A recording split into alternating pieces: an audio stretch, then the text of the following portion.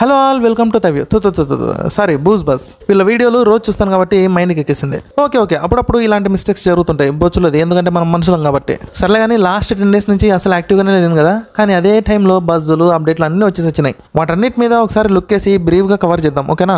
Number 1, Allu Arjun మీద negativity బాగా ఎక్కువైపోయిందబ్బా. అదేంటంటే మనోడు ఎప్పుడెప్పుడు తప్పు చేస్తాడా, ఎప్పుడెప్పుడు దొరుకుతాడా, వేసుకుందామా అని ఉంటారు కొంతమంది. అంటే Allu Arjun is always right అని చెప్పాను, కానీ పర్సనల్ కూడా వాళ్ళని సినిమా మీద ఎఫెక్ట్ చూపిస్తే బాగుండదు కదా. దీనికి బెస్ట్ ఎగ్జాంపుల్ డీజేనే. అప్పుడు మనోడు పవన్ కళ్యాణ్ గురించి కొన్ని మాటలు అన్నాడు కదా, ఆ ఎఫెక్ట్ అంతా కూడా సినిమా మీద పడింది. ఆ దెబ్బతో డీజే సినిమా అయిపోయింది. సేమ్ అదే పరిస్థితి ఇప్పుడు పుష్ప 2 కూడా రాబోతుంది అంటున్నారు. అంటే రీసెంట్ గా అల్లు అర్జున్ నంద్యాలలో ఉన్న శిల్పారావి కోసం వచ్చాడు కదా. యాక్చువల్ గా ఇతను YCP MLA, at the same time Allu Arjun వాళ్ళ వైఫ్ ఫ్రెండ్ అనమాట. ఇంకా ఎలక్షన్స్ లో నిలబడ్డాడు కాబట్టి శిల్పారావిని విష్ చేయడానికి నంద్యాలకు వచ్చాడు అనమాట అల్లు అర్జున్. సో దీంతో పవన్ కళ్యాణ్ ఫ్యాన్స్ అందరూ ఒక్కసారిగా యాంటీ అయిపోయారు. ఈవెన్ నాగబాబు కూడా ట్విట్టర్ లో ట్వీట్ చేశాడు. ఏమని చెప్పాడంటే, మాతో ఉంటూ అపోనెంట్స్ కి సపోర్ట్ చేసేవాడు మావాడైనా పరాయివాడే, కానీ మాతో నిలబడేవాడు పరాయివాడైనా సరే మావాడే అని ట్వీట్ చేశాడు. దీంతో అల్లు అర్జున్ ఫ్యాన్స్ కి బాగా మంది నాగబాబుని ట్విట్టర్ లో గట్టిగేసుకున్నారు. ఇంకంతే నాగబాబు తన ట్విట్టర్ హ్యాండిల్ ని టెంపరీగా డియాక్టివేట్ చేసుకున్నాడు. ఇంకా తర్వాత ఆ ట్వీట్ ని కూడా డిలీట్ చేసి I have deleted my tweet అని పోస్ట్ చేశాడు. నిజానికి ఆ రోజు అల్లు అర్జున్ ఏం చెప్పాడంటే, నాకు పాలిటిక్స్ తో ఎటువంటి సంబంధం లేదు అని, నేను ఎవరిని కూడా సపోర్ట్ చేయను, ఇక్కడ నా ఫ్రెండ్ నిలబడ్డాడు కాబట్టి జస్ట్ తనని విష్ చేయడానికి వచ్చాను,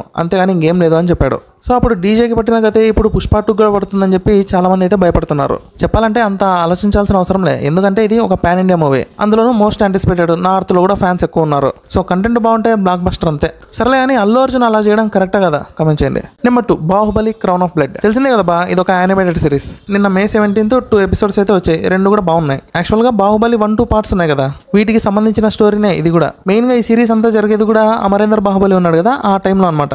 ఎపిసోడ్లు కూడా చిన్న 27 minutes ఉంటాయి అంతే. మళ్ళీ తోపు ఎక్సలెంట్ ఉన్నాయని చెప్పాను, కానీ బాగానే ఉన్నాయి. నేనైతే ఇది కంప్లీట్ గా యూ సర్టిఫికేట్ అనే చెప్తా. దీనిలో ఏంటంటే ఎవరన్నా చంపినా కూడా బ్లడ్ అనేది కనిపించదు. సో చిన్న పిల్లలకు కూడా ఎటువంటి భయం లేకుండా చూపించవచ్చు. ఓటీటీ వచ్చేసి డిస్నీ హాట్స్టార్. నెంబర్ 3, సుభాషో. ఈ పేరు ఎక్కడ ఉన్నట్టుంది కదా, మంజుమల్ బాయ్ సినిమా చూసిన వాళ్ళకి వినిపించే ఉంటుంది. అదేనబ్బా, గుంటలో పడతాడు కదా ఆ మనిషి. యాక్చువల్గా అయితే ఆ లోయలో ఉన్నప్పుడు తన ఒంటి మీద బురద అంతా ఉంటుంది కదా, అది రియల్ బురద కాదు. It's a paste of Oreo cream biscuits. అదే ఓరియో క్రీమ్ బిస్కెట్లని బాగా పిండి చేసి తన బాడీ మీద అప్లై చేసుకున్నాడు. దీనమ్మ అసలు ఎవడన్నా అనుకుంటాడా అది బిస్కెట్ పేస్ట్ అని? అనుకుని ఉండరులే, అందుకే ఈ మాట చిదంబరం అదే డైరెక్టర్ చెప్పాడు. Number 4, Shankar and Kamal Haasan combination లో ఇండియన్ 2 సినిమా వస్తుంది కదా. ఈ సినిమా ప్లాట్ వచ్చేసి గేమ్ చేంజర్ తో లింక్ అయి ఉంటుందంట. ఇది వినగానే ఫ్యాన్స్ అందరూ విలవిల అని ఎగురుతున్నారు. ఇంకా కన్ఫర్మ్ గా అయితే ఎవరు చెప్పలేదు, జస్ట్ టాకే. లింక్ అయ్యే ఛాన్స్ ఉంది, ఎందుకంటే గేమ్ చేంజర్ లో ఫ్లాష్ బ్యాక్ రోల్ ఉందంట కదా రామ్ చరణ్ ది.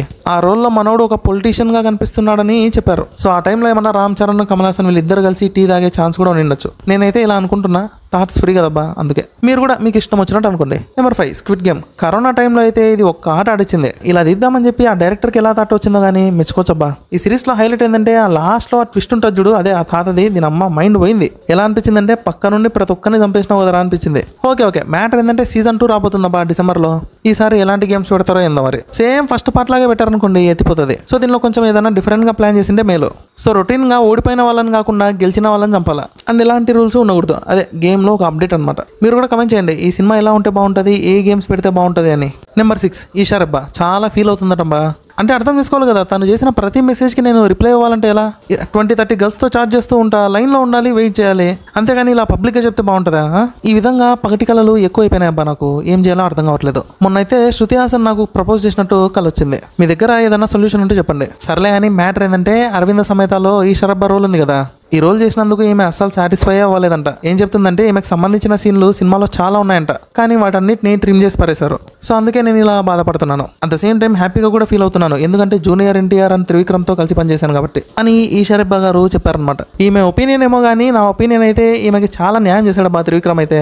ఎందుకంటే గుంటూరు కారం సినిమా చూస్తే తెలుస్తుంది. ఈ సినిమాలో మీనాక్షి చౌదరి చేసిన రోల్ అయితే వేస్ట్. అంటే ఆ రోల్తో ఏం పని ఉండదు, సింపుల్ గా చెప్పాలంటే యూస్లెస్ క్యారెక్టర్. చూస్తేనే చాలా పాపం అనిపించింది అలాంటి అమ్మాయికి వేస్ట్ రోల్ ఇచ్చారని. సో త్రివిక్రమ్ సినిమాల్లో సెకండ్ హీరోయిన్స్ ఎక్కువగా ఎక్స్పెక్ట్ చేయకూడదబ్బా, ఎందుకో ఊరికే పెట్టాలని పెడతాడు అంతే ఈయన. అండ్ ఇంకోటి, ఈయన రైటింగ్ మాటలు కూడా బోర్ కొడుతున్నాయి ఈ మధ్య. నెంబర్ 7, తేజ సజ్జా.